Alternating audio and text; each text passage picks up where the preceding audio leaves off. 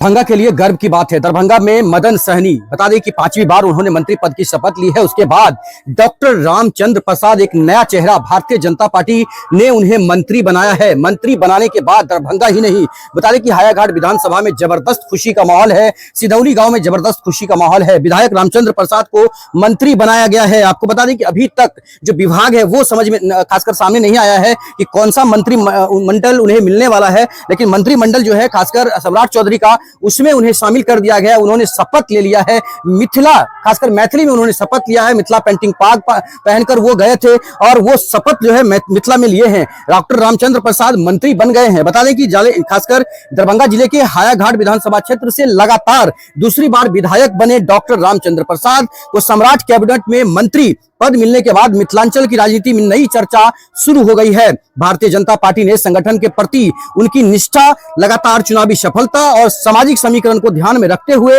उन्हें मंत्री पद का बड़ा दायित्व सौंपा है। तेली समाज से आने वाले डॉक्टर रामचंद्र प्रसाद अति पिछड़ा वर्ग समाज से आते हैं। भाजपा के जमीनी और अनुसूचित, खासकर अनुशासित नेताओं में उन्हें गिना जाता है। डॉक्टर रामचंद्र प्रसाद बिहार के उच्च शिक्षित विधायकों में शामिल है। उन्होंने ललित नारायण मिथिला विश्वविद्यालय से पीएचडी की डिग्री हासिल की है। छात्र जीवन से ही वे सामाजिक छात्र कार्यों और राष्ट्रीय स्वयंसेवक संघ आरएसएस की गतिविधियों से जुड़े रहे। लंबे समय तक संगठन में सक्रिय रहकर उन्होंने भाजपा में अपनी अलग पहचान बनाई थी और आज वो मंत्री पद की शपथ लिए हैं। रामचंद्र प्रसाद मूल रूप से दरभंगा जिले के हायाघाट प्रखंड क्षेत्र के सिधौली गांव के निवासी हैं। उनका परिवार काफी साधारण पृष्ठभूमि से आता है। उनके पिता खासकर जो खासकर यहाँ कारी शाह हैं, उनका किराना दुकान वो चलाने के साथ साथ खेती बाड़ी भी करते थे।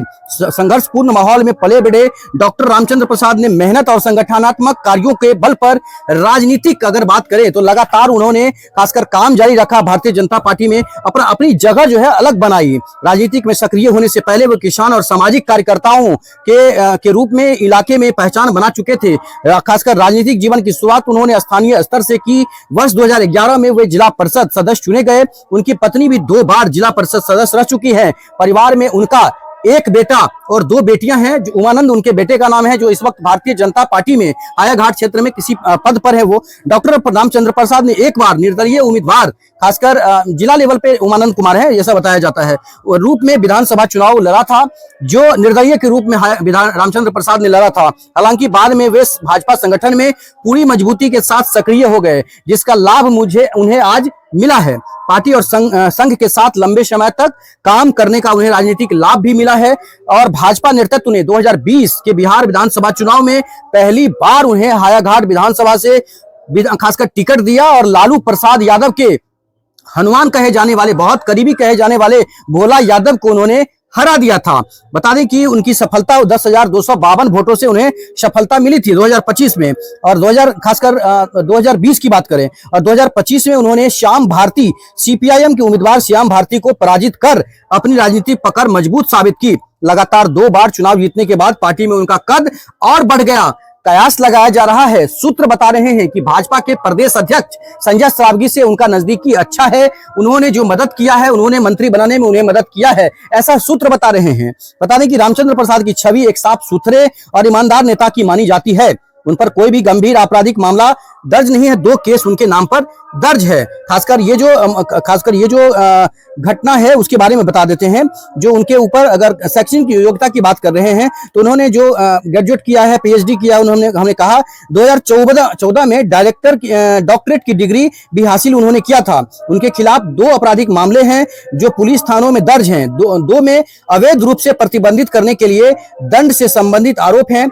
आईपीसी धारा 341, 2 स्वैच्छिक रूप से चोट पहुंचाने के लिए दंड से संबंधित आरोप हैं। आईपीसी धारा 323, एक आपराधिक अतिक्रमण के लिए दंड से संबंधित आरोप आईपीसी धारा 447 बताया जाता है। शांति भंग करने के इरादे से जानबूझकर अपमान करने से संबंधित आरोप आईपीसी धारा 504, एक जबरन वसूली करने के उद्देश्य से किसी व्यक्ति को चोट पहुंचाने का भय पैदा करने से संबंधित आरोप आईपीसी धारा 385 ये बताया जा रहा है, लेकिन इसकी पुष्टि अभी हम नहीं कर रहे हैं। ये जो केस आ रहा है, इस केस की जो जानकारी जो अभी आई है वो हम आपको बता रहे हैं। विधायक द्वारा 2025 के विधानसभा चुनाव में घोषित संपत्ति में 3,26,53,306 रुपए बताई गई है। अब देखने की बात है कि आगे आने वाले दिनों में कितना इजाफा होता है। इसमें अपने पास नगद 51,000 रुपया, पत्नी के पास 41,000 रुपया बताया गया है। अपने पास 3 भर सोने का गहना बताया है, जबकि पत्नी के पास 1.5 भर सोने का गहना बताया है। वाहनों में अपने नाम एक टाटा 407, एक पिकअप बताया है। उन्होंने अपना और पत्नी का पेशा व्यवसाय सामाजिक कार्यकर्ता बताया है। तो हमने पूरा खासकर जो चिट्ठा है रामचंद्र प्रसाद का वो हमने रख दिया है। अब वो मंत्री बन गए हैं। इस क्षेत्र में जबरदस्त खुशी का माहौल है। अब देखने की बात है कि आगे वो कैसे निर्वहन करते हैं, कैसे भाजपा का नाम आगे बढ़ाते हैं, कैसे भारतीय जनता पार्टी का नाम आगे बढ़ाते हैं। इसमें अमित शाह, नरेंद्र मोदी, सभी लोगों का कहीं ना कहीं सहभागिता है, जिससे कि रामचंद्र प्रसाद आज मंत्री बने हैं। देखते रहिए जगजीत के साथ।